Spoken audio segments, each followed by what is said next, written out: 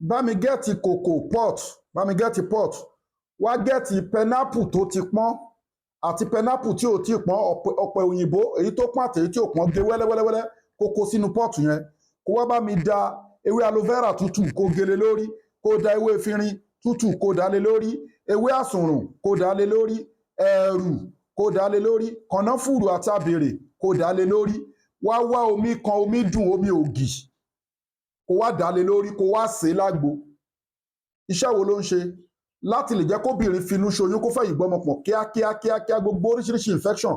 Ó lè mú àgbo yìí tó bá ń ṣe period lọ́wọ́, ó lè mú tó bá parí period, ó lè mú before kó tó ṣe period, ó lè mú tó bá ń ṣe period, ó lè mú tó bá parí period. Farabalẹ̀ kó gbọ́ fídíò ìdílẹ̀, kó dẹ̀ gbálàyé ìdílẹ̀ fóbìnrin tó ń wojú Ọlọ́run bá fọmọ ní. Síwájú kó tó ṣàgbo yìí àbí tó bá ṣe àgbo ìtàn, nǹkan tó bá lágbára fi sákàǹtì àwọn ọmọ aláìní. Account number ní fáwọn ọmọ aláìní 0123214254. Account number fáwọn aláìní 0123214254. Wema Bank of Nigeria, Global Dahiratu Dhikrlahi Islamic Organization.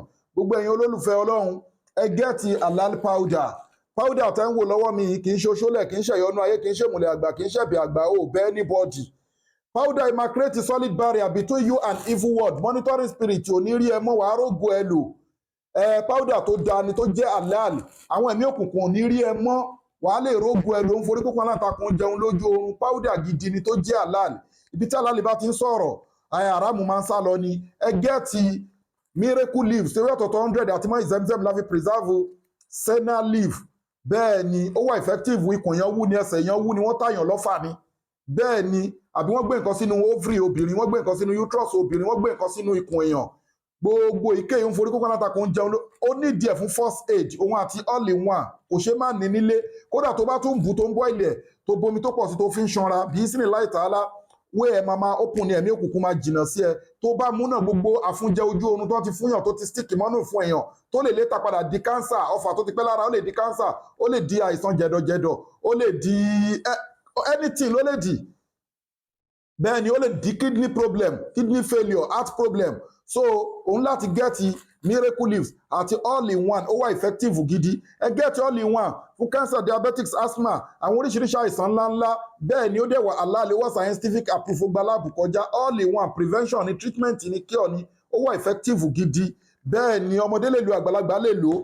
Ó dáa gan láti nílé òun àti miracle leaves. Ẹ gẹ́ẹ̀tì transformer 1100 power fún weak erection, quick ejaculation fọ́kùnrin tí ó lè gbéná wọlé dáadáa, tó jẹ́ natural, tí ó lè gbéná wọlé dáadáa, bóyá ó ti rẹ àwọn vein ẹ̀, tí ó lè ṣe low sperm count àti oríṣiríṣi nǹkan bẹ́ẹ̀. Àmọ́ irú ọkùnrin náà fẹ́ kó wà fertilized gidi, kó jẹ́ pé kíṣẹ́ yẹn pé kó gẹ̀tẹ̀ pẹ̀lú caterpillar àti miracle leaves, kó máa lo mẹ́tẹ̀ẹ̀ta ìpapọ̀. Bismillah ta'ala lè máa perform lọ́dọ̀ ìyàwó ẹ̀ dáadáa. Ẹ gẹ̀tì caterpillar, ó wà effective fún obìnrin tó yẹ pé ó fẹ́ conceive àbí tó ní sọmúroro ẹ̀dà. Gbogbo àwọn nǹkan wọ̀nyẹn ó ní infection, gẹ̀tì caterpillar. A tún wá ní special package tá a máa ń ṣe fún àwọn èèyàn tó bá mú nǹkan ọmọkùnrin wọn tí wọ́n ń lò ní forward. A ní special package tá a ń ṣe fẹ́ni tó ní diabetics, a ní special package tá a ń ṣe fẹ́ni obìnrin tó ń wojú Ọlọ́run ọba fọ́mọ, a ní special package fún àwọn èèyàn tó ń ní spiritual problem, ó ń fa kò tóra wọn ni, ẹ̀mí òkùnkùn ń dá láàmú ni, ayé ń dá láàmú ni. Aláwọn special package fún wọn yàtọ̀ sí product. Ẹ gẹ́ẹ̀tì bulldozer med fibroid àti blockage tube, ẹ gẹ́ẹ̀tì bulldozer. Ẹ gẹ́ẹ̀tì memory booster fọmọdé àti fún àgbàlagbà.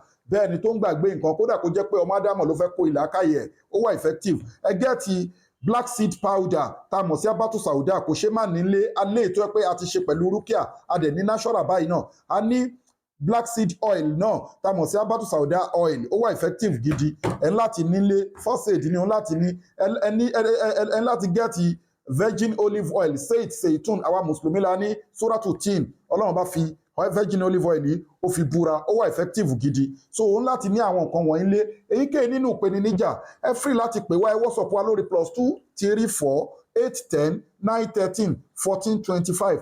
Ẹ WhatsApp wa lórí, àbíkẹ́ pè wá, àbíkẹ́ WhatsApp wa lórí +234 810 913 1425. A wà ní Òkè Ògùn, Mádàgbáyún, Ìbẹ̀jú, Lẹ́kí, Ẹ̀pẹ́ expressway. Lórí èyíkéyìí ìpèníjà tó bá òkò dojú kẹ̀dá, ẹ contact Global Dahiratu Dhikrlahi Islamic Organization. health and spiritual department under Sheikh Afagba International Limited. Àwọn ò ní fìtọ̀fọ̀gbẹ́ àdẹ̀ní sick refugee fún yín ní evil world bí sínú láì tààlà ẹ share program yìí káwọn èèyàn jàǹfààní obìnrin tó ń wojú ọlọ́run bá fọ́mọ tó ní oríṣiríṣi àwọn ìpèníjà píríọ̀dù ẹ̀ flow bó ṣe yẹ kó flow àbí ẹ̀jẹ̀ dúdú ló ń jáde bóyá ń ṣe píríọ̀dù ẹ̀ dọ̀tí nǹkan yun lójú ara Agbo tí mo kọ́ ẹ̀ yìí ni kó lọ ṣe nǹkan funfun jáde lójú ara ẹ̀ ó ní infection ni ó láwọn nǹkan tó ń dá láàmú